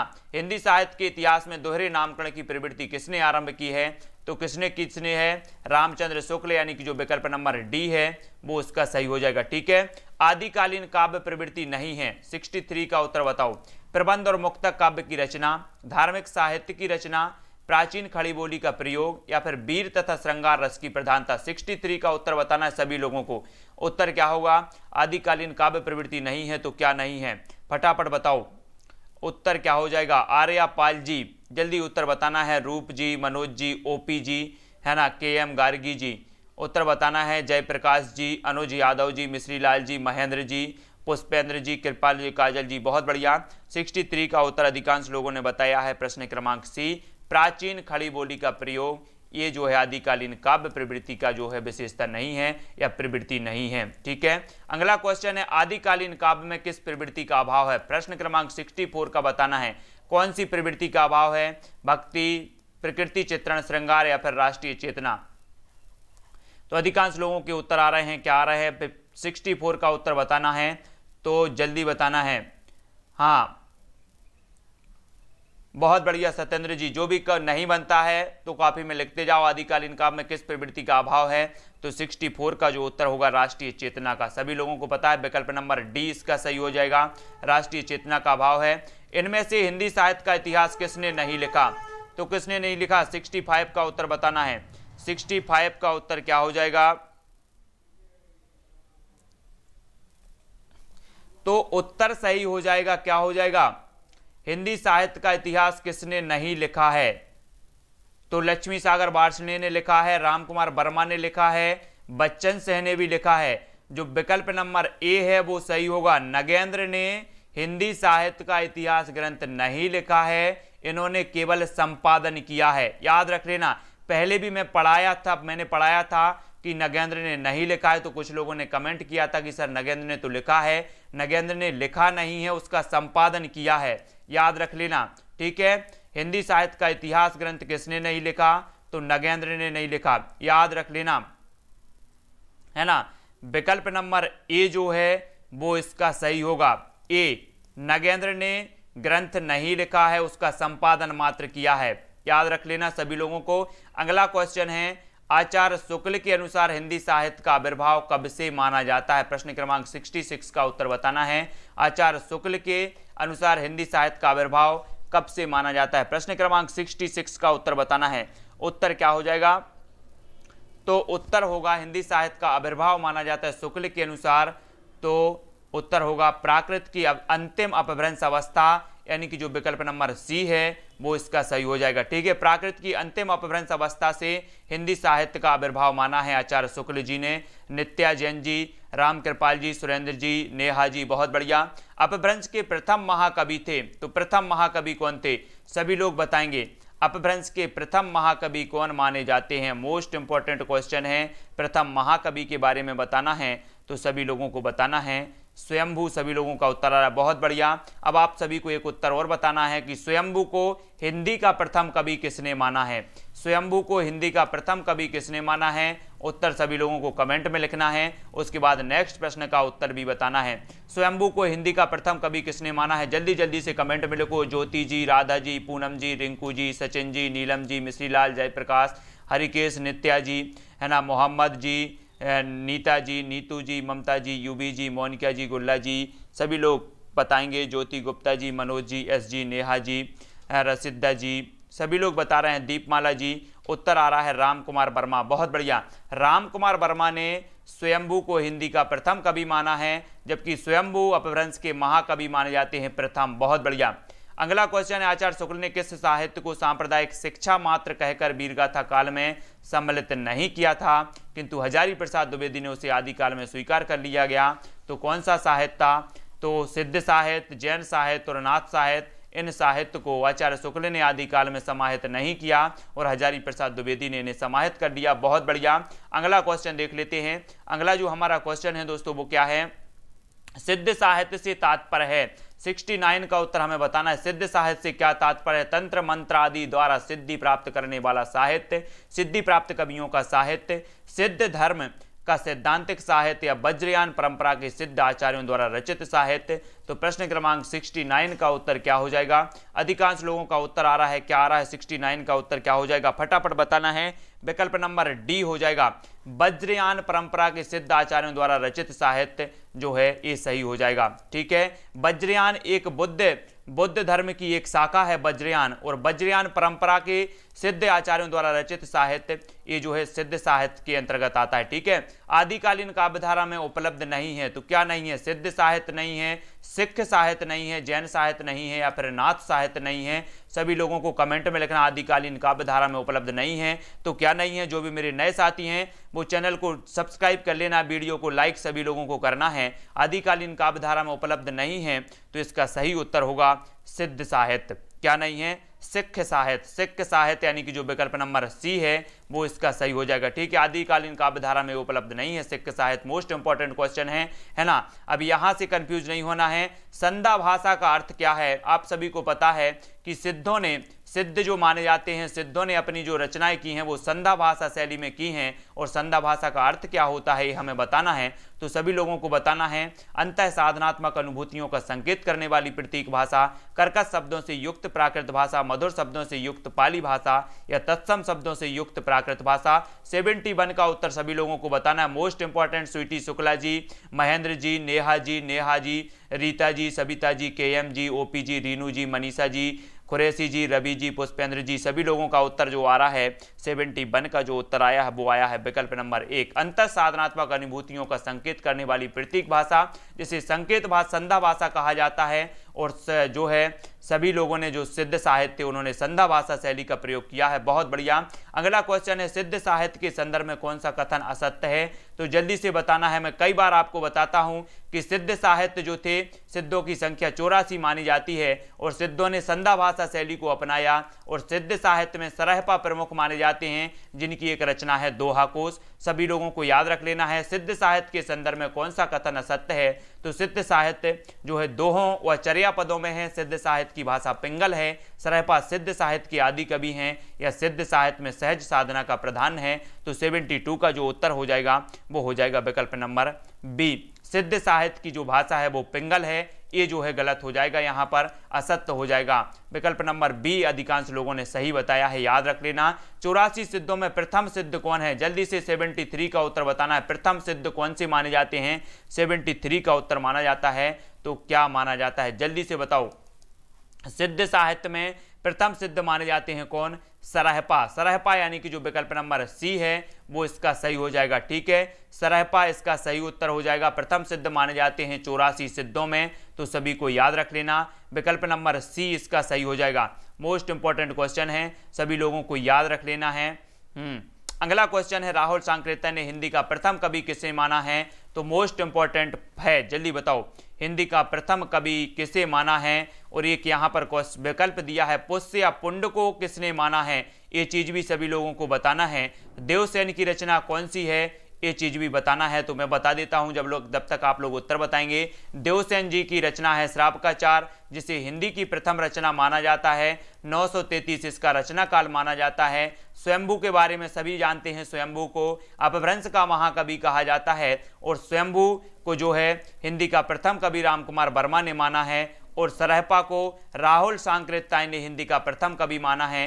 ये चीज भी सभी को याद रख लेनी है, सभी लोगों को याद रखनी है। ठीक है, अब आपको उत्तर बताना है, पुष्य या पुंड को हिंदी का प्रथम कवि किसने माना है? प्रश्न क्रमांक विकल्प नंबर जो बी है वो इसका सही हो जाएगा। बहुत बढ़िया, राधा पटेल जी जो शिवसेन सेंगर हैं, शिवसेन सेंगर, इन्होंने पुष्य या पुंड को जो है हिंदी का प्रथम कवि माना है। बहुत बढ़िया, बहुत बढ़िया आंसर आप सभी के आ रहे हैं। मोस्ट इंपॉर्टेंट है, ये चीज भी याद रख लेना, पुष्य या पुंड को जो प्रथम कवि माना है वो शिवसेन सेंगर ने माना है। मोस्ट इंपॉर्टेंट, अधिकांश साहित्यकारों के अनुसार हिंदी का प्रथम कवि कौन है? अधिकांश जो साहित्यकार हैं वो किसे हिंदी का प्रथम कवि मानते हैं? तो जल्दी जल्दी से उत्तर बताना है। उत्तर क्या हो जाएगा? प्रश्न क्रमांक 75 का उत्तर बताना है। तो अधिकांश ने माना है सरहपा को। 75 का जो उत्तर हो जाएगा वो हो जाएगा सरहपा। सरहपा सही होगा। ठीक है, शालिभद्र सूरीकृत भरतेश्वर बाहुबली रास को हिंदी की प्रथम रचना किसने माना है? 76 का उत्तर बताना है, मोस्ट इंपॉर्टेंट है ना।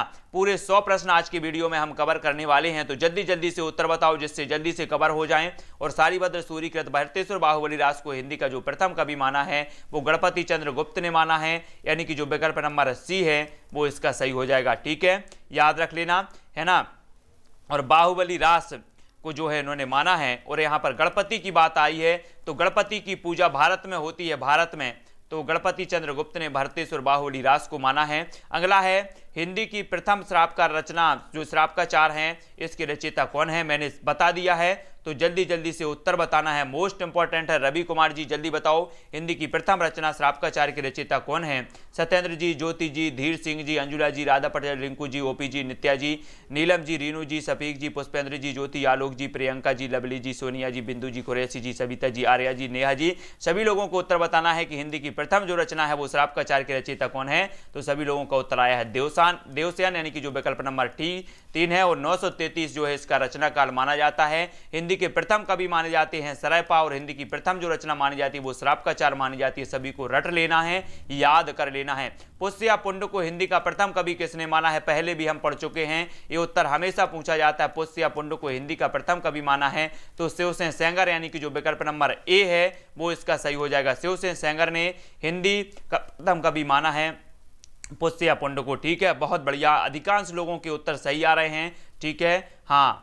अगला क्वेश्चन है देवसेन का एक अन्य ग्रंथ कौन सा है? देवसेन का एक अन्य ग्रंथ कौन सा है? चर्यापद, दोहा कोश, दब्ब साहब, पयास या बुद्ध गान ओ दूहा। प्रश्न क्रमांक 79 का उत्तर सभी को लिखना है। उत्तर क्या हो जाएगा? देवसेन का एक अन्य ग्रंथ कौन सा है? 79 का उत्तर सभी लोगों का जो आया है वो आया है बी, दब्ब साहब पयास। दब्ब साहब पयास ये देवसेन जी का ग्रंथ है, सभी लोगों को याद रखना है। अगला क्वेश्चन देख लेते हैं, जल्दी आ जाओ, फटाफट बताना है, जल्दी जल्दी से कमेंट सभी को लिखना है। चर्यापद की रचयिता कौन है?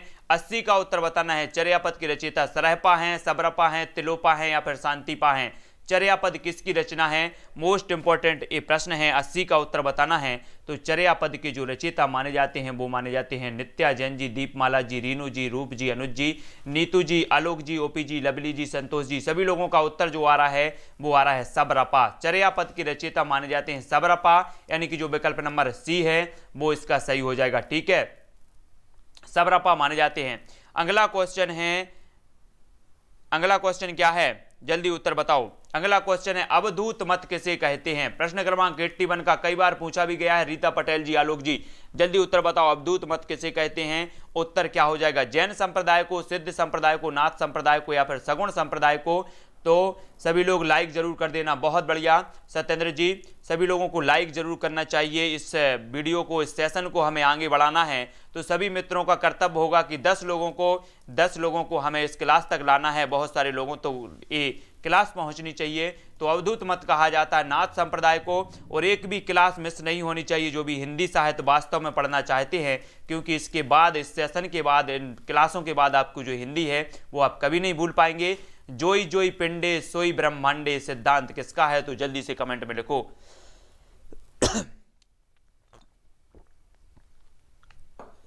फटाफट से उत्तर बताना है। अंजुला जी, के.एम. गार्गी जी, जयप्रकाश जी, रीनू जी, उत्तर क्या हो जाएगा? 82 का उत्तर बताना है। 82 का उत्तर बताना है। उत्तर क्या हो जाएगा? मोस्ट इंपॉर्टेंट है। तो 82 का जो उत्तर होगा वो होगा गोरखनाथ। गोरखनाथ ने कहा है कि जोई जोई पिंडे सोई ब्रह्मांडे, यानी कि जो विकल्प नंबर ए है वो इसका सही हो जाएगा।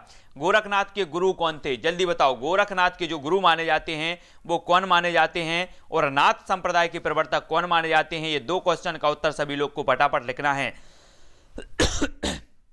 जल्दी लिखेंगे, गोरखनाथ के गुरु कौन थे? फटाफट से उत्तर बताना है। गोरखनाथ के जो गुरु माने जाते हैं वो कौन माने जाते हैं, और जो है नाथ संप्रदाय के प्रवर्तक माने जाते हैं तो वो कौन माने जाते हैं? तो अधिकांश लोगों का उत्तर आ रहा है कि गोरखनाथ के जो गुरु थे वो मतेंद्रनाथ, ये सभी नामों से जाना जाता है, तो मच्छेंद्रनाथ इसका सही होगा। ठीक है, और नाथ संप्रदाय के प्रवर्तक कौन माने जाते हैं? तो जल्दी से कमेंट में लिखो।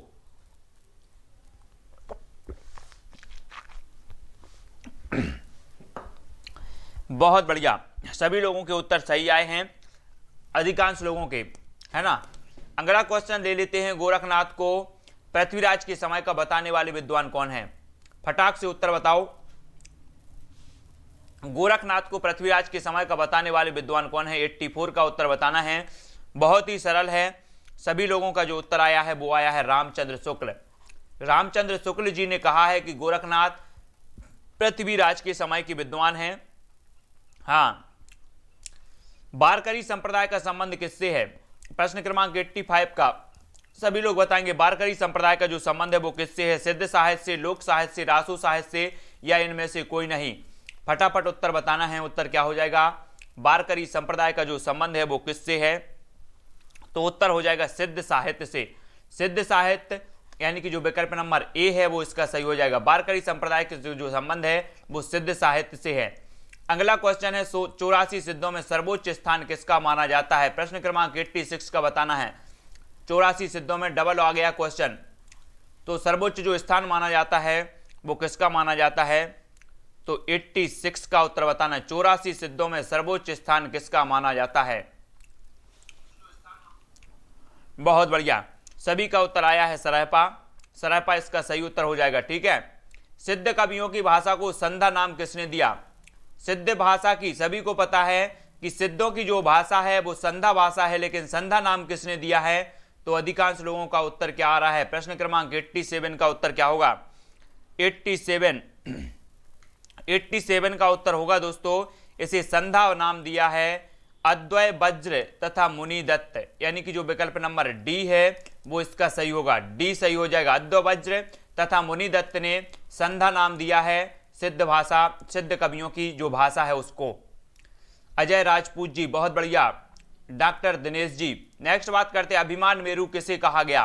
प्रश्न क्रमांक 88 का उत्तर बताना। अभिमान मेरु किसे कहा गया? पुष्पदंत को, मेरुतुंग को, देवसेन को, या स्वयंभू को? 88 का उत्तर सभी को पता है। अभिमान मेरु जो कहा जाता है वो किसे कहा जाता है? वो कहा जाता है पुष्पदंत, यानी कि जो विकल्प नंबर ए है वो इसका सही हो जाएगा। पुष्पदंत को सभी लोगों को याद रख लेना है, पुष्पदंत को कहा जाता है अभिमान मेरु। मोस्ट इंपॉर्टेंट है। सुमित्रा कुमारी जी, यूवी जी, नेहा जी, आलोक जी, गुल्ला जी, राधा पटेल, नीता जी। प्रथम जैन कवि कौन है? 89 का उत्तर बताना है। 89 का उत्तर क्या हो जाएगा? प्रथम जैन कवि कौन माने जाते हैं? देवसेन, धनपाल, हेमचंद्र या पुष्पदंत? 89 का जो उत्तर हो जाएगा वो क्या हो जाएगा? देवसेन माने जाते हैं प्रथम जैन कवि, यानी कि जो विकल्प नंबर 1 है वो इसका सही है। देवसेन की एक रचना है श्राप का चार, जिसे हिंदी की प्रथम रचना मानी जाती है, तो सभी को याद रख लेना, प्रथम जैन कवि माने जाते हैं देवसेन। प्रबंध चिंतामणि के रचयिता कौन है? प्रबंध चिंतामणि मोस्ट इंपॉर्टेंट है। प्रबंध चिंतामणि कई बार पूछी गई है। 90 का उत्तर बताना है। धनपाल, रोड़ा कवि, रामसेन या फिर मेरुतुंग? मोस्ट इंपॉर्टेंट है। प्रबंध चिंतामणि के रचनाकार कौन माने जाते हैं? सभी लोगों का जो उत्तर आया है दोस्तों वो आया है प्रबंध चिंतामणि के जो रचयिता माने जाते हैं वो कौन माने जाते हैं? 90 का उत्तर सभी को बताना है। प्रबंध चिंतामणि ये जो रचना है वो किसकी है? मेरुतुंग की। बहुत बढ़िया, मेरुतुंग की रचना मानी जाती है प्रबंध चिंतामणि, यानी कि जो विकल्प नंबर बी है वो इसका सही हो जाएगा। अधिकांश लोगों का उत्तर सही आया है। कुमारपाल प्रतिबोध के रचयिता कौन है? 91 का उत्तर हमें बताना है। कुमारपाल प्रतिबोध के जो रचयिता माने जाते हैं वो कौन माने जाते हैं? जल्दी से कमेंट में लिखना है। और जितने लोग भी देख रहे हैं सभी लोग को लाइक जरूर करना है, और कोई भी क्लास मिस नहीं करना है। इसके बाद से जो भी क्लास आपकी रोज 9 बजे होती है सभी लोगों को ध्यान में रखना है। ठीक है, हिंदी साहित्य की आपकी रोज 9 बजे क्लास होगी। और आज मैं डिसाइड करके आपको बता दे रहा हूं कि सभी लोग बता दें जरा, विस्तृत अध्ययन कौन कौन करना चाहते और कितने बजे लाइव क्लास रखी जाए। अधिकांश लोग बताएंगे। कुमारपाल प्रतिबोध के रचयिता कौन है? 91 का जो उत्तर हो जाएगा सोमप्रभ सूरी, यानी कि जो विकल्प नंबर सी है वो इसका सही हो जाएगा। विस्तृत अध्ययन जो भी करना चाहते हैं हिंदी साहित्य का आदिकाल से लेकर शुरू से लेकर के, वो जल्दी से बता दें। महत्वपूर्ण फैक्टों पर अध्ययन होगा। कितने बजे लाइव क्लास रखी जाए वो जल्दी से बताएंगे। अपभ्रंश में दोहा काव्य का आरंभ माना जाता है। 92 का उत्तर बताना है, क्या हो जाएगा? अपभ्रंश में दोहा काव्य का आरंभ कब से माना जाता है? सभी को पता है कि जो दोहा छंद है ये सबसे प्राचीन छंद माना जाता है, और अपभ्रंश में दोहा काव्य का आरंभ माना जाता है, तो कब से माना जाता है? इसका सही उत्तर होगा जो इंदुकृत परमात्म प्रकाश तथा योग सार से जो है ये माना जाता है। तो जल्दी से कमेंट में लिखना है। शाम बता रहे हैं 9 बजे से बता रहे हैं, कुछ लोग 6:30 से बता रहे हैं। 6:30 में तो एक दूसरी क्लास चलती है अपनी बाल विकास और पर्यावरण से संबंधित, है ना। और बताएं, किसी को जल्दी जल्दी से बताना है। प्रश्न क्रमांक अब हमें बताना है 93 का उत्तर। रेवंतगिरी रास की रचयिता कौन है? 93 का उत्तर बताना है, मोस्ट इंपॉर्टेंट है। रेवंतगिरी रास की रचयिता कौन है?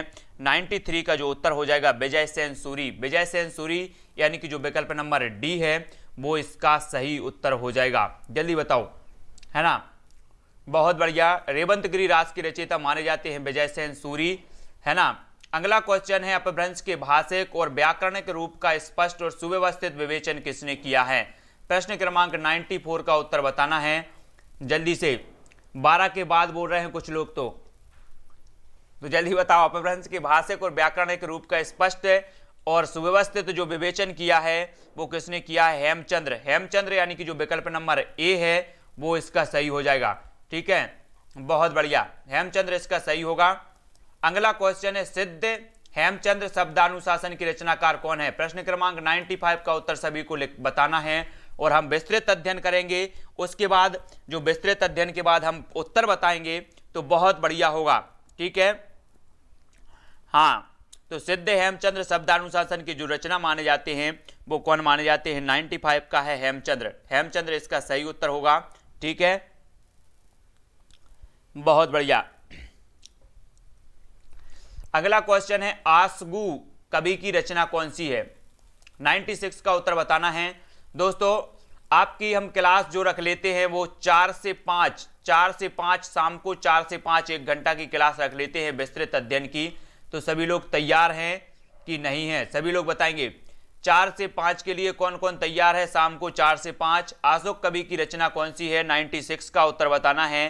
तो 96 का जो उत्तर हो जाएगा वो होगा चंदन वाला रास, यानी कि जो विकल्प नंबर सी है वो इसका सही हो जाएगा। ठीक है, 4 से 5 का जो समय है वो सही हो जाएगा, है ना, क्योंकि 6:30 बजे भी क्लास रहती है, 2:30 बजे भी क्लास रहती है और 9 बजे भी क्लास रहती है और रात में 12 बजे भी क्लास है। तो सभी लोगों को ध्यान में रखते हुए 4 से 5 का जो समय है वो, है ना।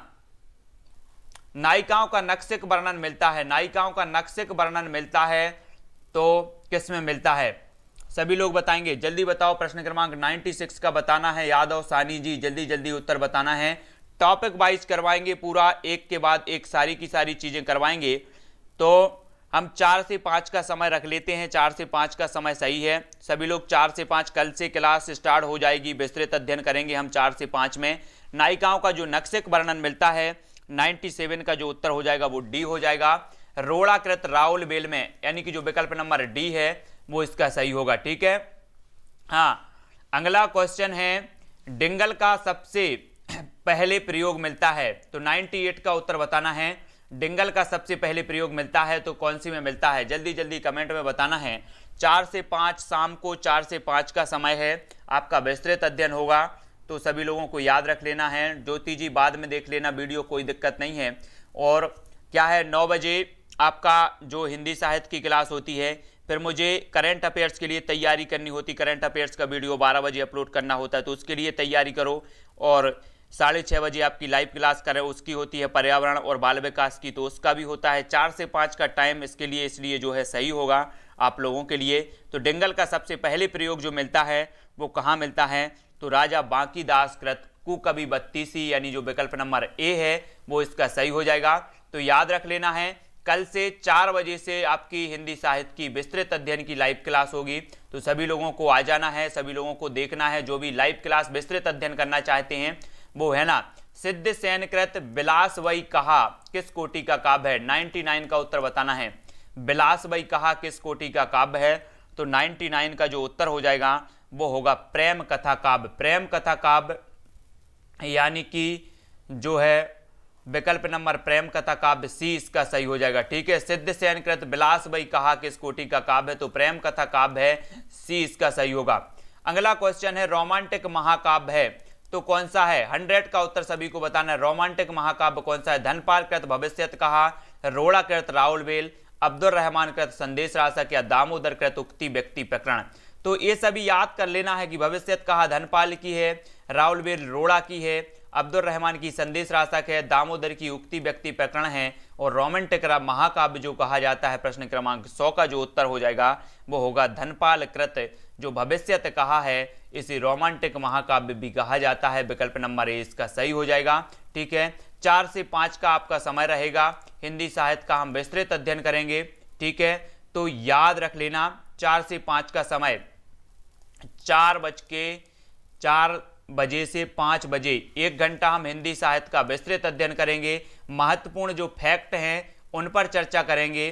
ठीक है, तो 4 बजे से 5 बजे का समय आप सभी का रखा है। तो सभी लोगों को जो भी पढ़ना चाहते हैं, विस्तृत अध्ययन करना चाहते हैं, तो वो सभी लोग आएंगे 4 से 5 बजे की क्लास में। ठीक है, और 9 बजे जो है आपकी ये निरंतर क्लास चलेगी। वीडियो को सभी लोग लाइक कर दें। एक बार कितने लोगों ने लाइक किया है जरा देख लेते हैं। बहुत सारे लोगों ने अभी लाइक नहीं किया है, तो जल्दी जल्दी से सभी लोग लाइक करेंगे। वीडियो को शेयर भी करना है। 9 बजे का टाइम यही रहेगा और एक विस्तृत क्लास जो हिंदी साहित्य की है वो अपनी 4 बजे से 5 बजे तक चलेगी। सभी लोगों को याद रख लेना है। ठीक है, हाँ, और वीडियो को लाइक और शेयर सभी को करना है, अपने मित्रों तक भेजना है। और सभी लोगों का जो दायित्व है कि अपने 10-10 मित्रों को इस लाइव क्लास के बारे में बताना है। सभी लोगों को इस क्लास तक जोड़ना है, इस सेशन तक जोड़ना है, ताकि अन्य लोग भी इसका फ़ायदा ले सकें। हम तो फ़ायदा ले रहे हैं, हम सभी फ़ायदा ले रहे हैं। ठीक है, लेकिन हमारे मित्र भी, हमारे साथी भी, जितने लोग हैं सभी लोग इसका फ़ायदा ले सकें, इस क्लास का फ़ायदा ले सकें। ठीक है, और यूबी जी, मनोज जी, राधा पटेल जी, बहुत सारे लोग हैं जो हिंदी साहित्य में बहुत अच्छा ज्ञान रखते हैं। मैं सभी के कमेंट देखता हूं, कुछ लोगों के नाम ले पाता हूं, है ना, लेकिन कमेंट सबके देखता हूं कि कौन सही बता रहा है, कौन गलत बता रहा है। तो अधिकांश लोग जो हैं वो, है ना, सही उत्तर बताते हैं। रीनू जी, राधा जी, नीलम जी, राम कुमार जी, राम कृपाल जी, पूनम जी, FM मिर्जा जी, यतेंद्र जी, मुकेश जैन जी, सबिता जी, रसीदा जी, मोनिका जी, दिनेश जी, नीलम जी। ठीक है, बहुत बढ़िया दिनेश जी और नीलम जी, मिश्री लाल जी, कुशल परिवर्तन, पूनम जी, नेहा जी। इसी प्रकार से सभी लोग इस क्लास को आगे बढ़ाने का प्रयास करें। सभी लोगों का दायित्व होगा कि ये जो क्लास है आपकी हिंदी साहित्य की बहुत बढ़िया क्लास बने, ताकि और भी हमारी जो विस्तृत चर्चा है, हिंदी साहित्य की जो चर्चा है वो इसी तरह से बनी रहे। ठीक है, सभी लोग इसी प्रकार से डिस्कस करेंगे, चाहे वो नेट वाले एग्जाम वाले हों, चाहे टेट वाले हों, चाहे RPSC वाले हों, चाहे PGT TGT जितने वाली भी हों। अंजलि पांडे जी, वेरी गुड, आपकी पहली क्लास है। और भी इसी प्रकार से सभी लोग जुड़ें, और जो भी करंट अफेयर्स का जो वीडियो देखना चाहते हैं वो 12 बजे मैं करंट अफेयर्स का भी डालता हूं, और सभी लोग टेलीग्राम ग्रुप से अवश्य जुड़ें। ठीक है, नेहा, जिंटा जी, भरत सिंह जी, राधा पटेल जी, रीता जी, जय कुमार जी, सुरेंद्र जी। ठीक है, सभी लोगों के लिए बहुत ही फायदेमंद ये अपनी जो क्लास है सभी लोगों की हो रही हैं, जो भी PGT है, जो जिस भी एग्जाम की तैयारी कर रहे हैं, सभी को पता है अपने अपने सिलेबस का कि सर हमारे में कितनी हिंदी आनी है, कितनी हिंदी साहित्य हमें पढ़ना है, सभी लोगों को पता है। ठीक है, दुर्गेश जी, हेमलता सेन जी, यूबी जी, हरिकांत जी, ज्योति जी, रीनू जी, राधा पटेल जी, बहुत बढ़िया, है ना। इसी प्रकार से सभी लोग जुड़े रहें। राधा जी, रवि जी, रीनू जी और कुरैशी जी, ये सभी लोग इतना इन्होंने सपोर्ट किया है, बहुत बढ़िया सपोर्ट किया इस क्लास को आगे लाने तक, तो इनके लिए बहुत बहुत धन्यवाद। और इसी प्रकार से सभी लोग, ममता जी, बहुत बढ़िया, है ना। हाँ, ममता जी क्या बोल रहे हैं? ममता जी आप फिर से कमेंट करें, मैंने आपका कमेंट नहीं देख पाया, जल्दी से बताओ उत्तर। हाँ, फटाफट। यतेंद्र जी, मिश्री लाल जी, पूनम जी, हरिकांत जी, बहुत बढ़िया। सभी लोगों को इस क्लास तक को आगे पहुंचाना है। ठीक है, बहुत सारे लोगों को और भी जोड़ना है ताकि अन्य लोग भी अध्ययन कर सकें। तो आज की वीडियो के लिए बस इतना है। सभी लोग लाइक कर दें, है ना, और वीडियो को शेयर कर दें। जय हिंद।